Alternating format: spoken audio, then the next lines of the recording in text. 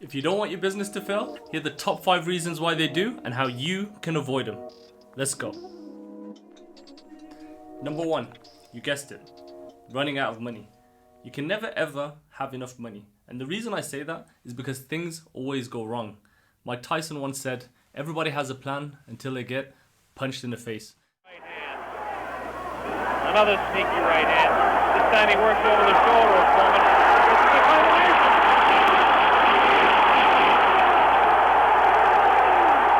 Three, four, five, six. Foreman gets up to the knee. 8.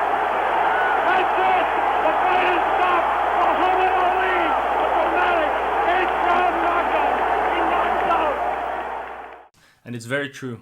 And to be honest with you, it happened to me during COVID when everything got shut down. We were in healthcare at the time, so we thought we'd do really good. But unfortunately, long story short, it took us out the game. And the reason I'm saying this is because if you don't keep your eye on the pulse, if you don't keep your eye on your cash flow, it going up, it going down, little hiccups, things that tell you that things are going to go very bad very quickly, such as scaling. That could include hiring too many people before you've increased your productivity and your sales and your revenue. That could even include revenue increasing and not keeping your eye on what we call gross profit margin, how much you're actually making per customer. So what are the ways to get around reducing your burn rate? Well, sometimes you can't. If you're a tech firm, let's say the next Facebook or Instagram, your metrics might be to grow. It might not even be profitability. So what you need to make sure is you've got venture capitalists, you've got friends, fools, and family, that you're constantly getting money before time.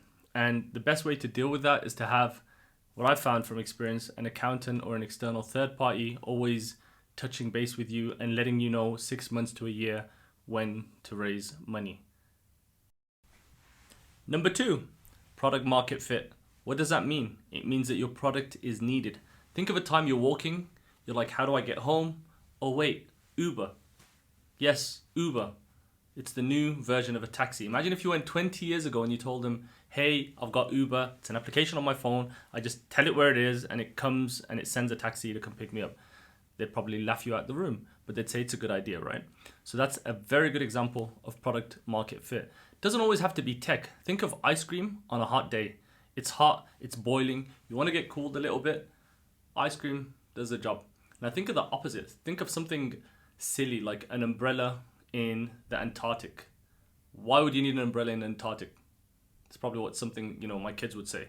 But that's a really good example of product market fit. It solves a problem. What's the job to be solved? I remember reading about Harvard professor Christensen's work, and he speaks about what is the job of the product. Start there. Well, it turns out that the milkshake does the job better than any of the competitors, which in the customers' minds are not Burger King milkshakes, but it's bananas, donuts, bagels, Snickers bars, coffee, and so on. But I hope you can see how, if you understand the job, how to improve the product becomes just obvious. And like I always say, start with MVP. All that means is start with your minimum viable product. Now, that could be from the simple thing of asking potential users, to drawing up wireframes, to testing your hypothesis even more by spending $1,000 maybe on an initial software. But before you spend 50 to 100K of yours and other people's money, I would test the hypothesis. I would get some feedback. And then if there's pull, if there's demand for your product, which kind of indicates that there's product market fit, then go further. But if there isn't, I would stop at that, because it's better to fail a little bit and consider that an experiment and a sunk cost than to lose everything. And a perfect example is Airbnb. When they started, they literally had an air bed and breakfast that was inflatable, beds, and a directory. It was very basic. There was no software. But thereafter, they realized they were onto something and they carried on. And then they got investors and it grew. I actually learned something, because we kept doing launches to get a lot of press. If you launch and no one notices, you can actually just keep launching. And so we just kept launching. We've launched, and people would keep writing about it as if we launched. We're like, we'll just keep launching until we get customers. And we would change things and change the name, and we'd launch again. And so the first so-called launch was that first weekend, but that was just 3 people. The second launch was Airbeds and Conference in the United States, and we had 2 customers. I was one of them. And so we decided we'll launch at least one more time. When I used it in South by Southwest. At the time, there was no payments, and you had to stay in an airbed. And a bunch of people was telling me a bunch of things. They said, why do I have to, like I want to go to London, but there's no conference. And we're like, why does this have to be for conferences? At the time, that wasn't even obvious. Like, why would anyone stay in anyone's home if there wasn't a conference? It would be too weird. And then we thought, wait, why does it have to be on airbeds? At the time, actually, we had a rule. You had to have an airbed, so you had to inflate an airbed and put it on your mattress. And everyone was like, why am I putting airbeds on my mattress? It's so uncomfortable. And I wake up on one side of the bed, and I woke up, and the other, it's like rolled around me, it's hot. And we're like, okay, fine, you don't need to have an air mattress. You may have a real bed. So think of that. Think of an MVP. Think of testing your hypothesis. Let's get on to number 3. Bad teams. We've all been there. We've all hired some really bad people, had to fire even worse people. But at the end of the day, it's about having and fostering that team cohesion. Now, let's just pause there for a second and step back a little bit, because all of that started at hiring. It started at your values and your company values, and it started at your process. So I can't blame someone if my values are not set out. So for example, if you have to be a team player, that automatically acts as a filter. So the person in HR knows this person's got great software programming skills, but they're a bit of a rock star, which is okay if they want to go do their own thing. But if you've got a team of 20 software engineers, then that might not be the right person or the right fit for you. So we also, as managers, have to take accountability. We have to hold ourselves responsible. And we have to remember, we project our culture. So we have to also role model. So I say that because a lot of times it's very easy to point and look externally, and we forget to look internally. Thank you for getting this far into the video. I want to thank you for everything that you've done in terms of commentary, feedback, and sharing this with friends and family. Don't forget to hit the notifications button to subscribe. And if there's anything that you'd want me to go over or to cover, please leave it in the comment section. Let's carry on with the video. Thank you. Number 4, a very poor business model. What does that even mean? It means the value proposition is really bad. It's not thought out. It's not clicking. The end customer's not quite getting it. Think of a good business model. Think of an espresso. You go into a shop, you buy the next best thing to going to a barista and getting a coffee from him, right? And that justifies having a coffee at that price versus just buying it for a $5 from your local Tesco's. So the value proposition. And you might want to look at key stakeholders, you might want to look at partners, and you might want to step back and check if you're pricing your business products and services at a right price and that the gross profit margin is there. Or if your profit is wafer thin, then maybe you're serving the wrong person, maybe you're serving the wrong clientele, and you need to stop quickly and pivot. Because what usually happens when you don't pivot is you run out of money, unless you're the likes of an Amazon, a Google, a Microsoft, where you have a big treasure chest of money. Most people aren't, and most mid-sized companies can't afford to do that longer for 6 months or a year. So let's pivot. Number 5, an ineffective marketing and sales strategy. Most people don't even differentiate the two. Marketing usually is everything in the discovery phase, the phase where, for example, I'm looking for a product or service. So let's say I'm looking for legal services. I'm searching Google, I'm looking at brands, I might check out TikTok.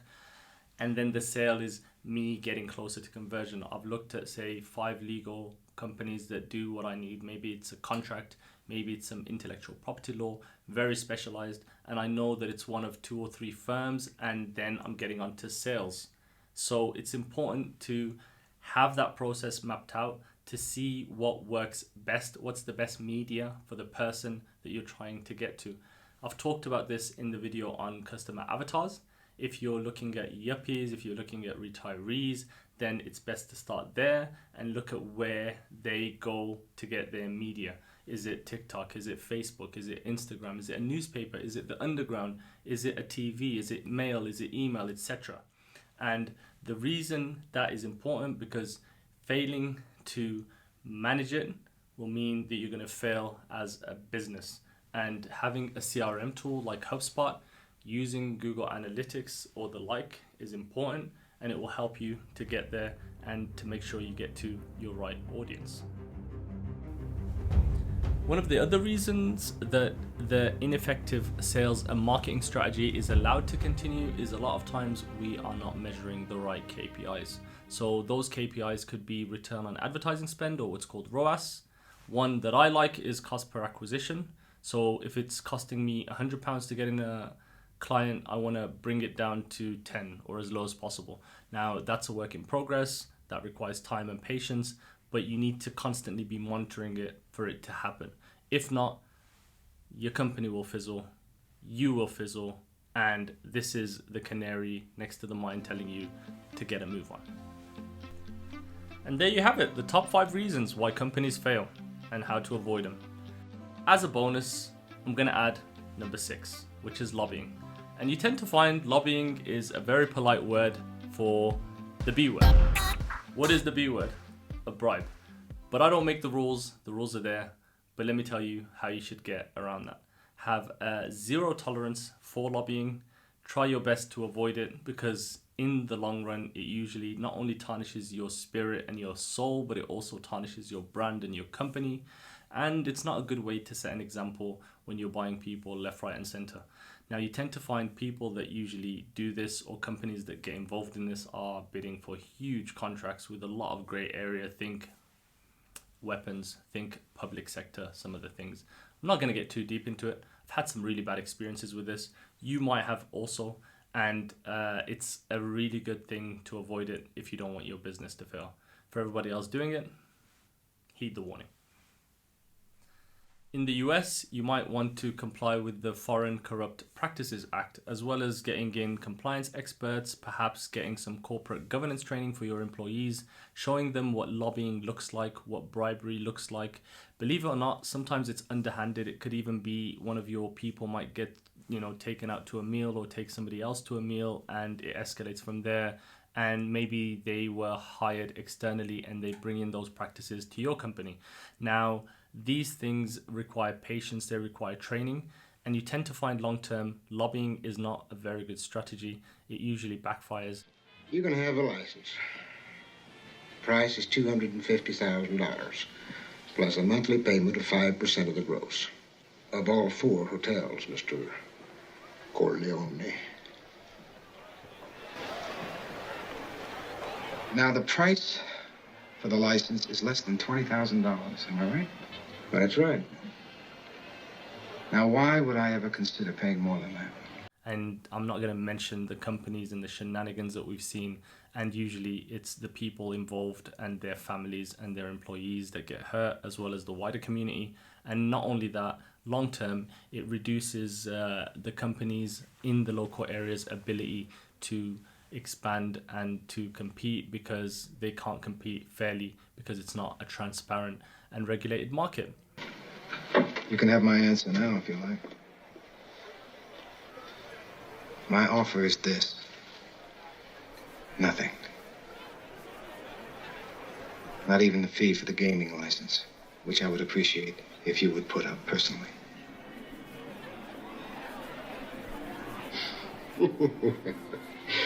Good afternoon, gentlemen. So there you have it. If you want to see more material, please put it in the comment section. Kindly like, subscribe, and hit that notifications button. If you like what you heard, spread the word. Good karma. See you soon.